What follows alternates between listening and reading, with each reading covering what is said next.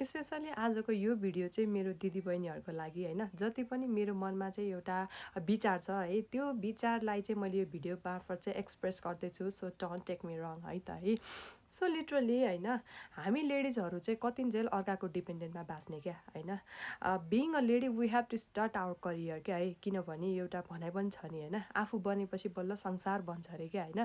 त्यो कारणले गर्दाखेरि सो मेरो कतिजना दिदीबहिनीहरू चाहिँ त्यस्तो हुनुहुन्छ होइन, जो चाहिँ अब आफू पढे लेखे भए पनि होइन, लिटरली अब घरको मात्र काम गर्ने होइन, being a housewife being a mom होइन। अब उहाँहरूको चाहिँ कस्तो खालको सोचाइ हुन्छ भने लिटरली मेरो बिहे भयो होइन, अब मेरो बालबच्चा भयो, मेरो संसार त्यति नै हो, हुन्छ नि। लाइक अब मैले चाहिँ के पनि गर्नु पर्दैन, हस्बेन्डमै डिपेन्डेन्ट भए हुन्छ। मतलब हस्बेन्डले चाहिँ मलाई कमाएर मेरो हातमा स्यालेरी राखिदिनुहुन्छ भनेर त्यतिमै खुसी भइरहनु भएको छ क्या है, विच इज नट गुड है, मेरो लागि त स्पेसली नट गुड क्या। किनभनेदेखि होइन, अहिलेको समयमा चाहिँ लिटरली हामी भने टेक्निकल वर्ल्डमा चाहिँ बाँचिरहेछौँ क्या, जहाँ चाहिँ हामीले चाहिँ आफ्नो खुट्टामा आफै उभिनको लागि त्यस्तो मेहनत केही पनि गर्नु पर्दैन, त्यस्तो गाह्रो हार्डवर्क केही पनि गर्नु पर्दैन। अहिलेको समयमा भनेको चाहिँ राइट स्किल्स चाहिँ सिक्नु पऱ्यो क्या है। यदि तपाईँसँग राइट स्किल्स छ भने चाहिँ तपाईँले चाहिँ मजाले चाहिँ आफ्नो खुट्टामा आफै उभिन सक्नुहुन्छ, त्यो पनि कसैमा डिपेन्डेन्ट नभइकन क्या है।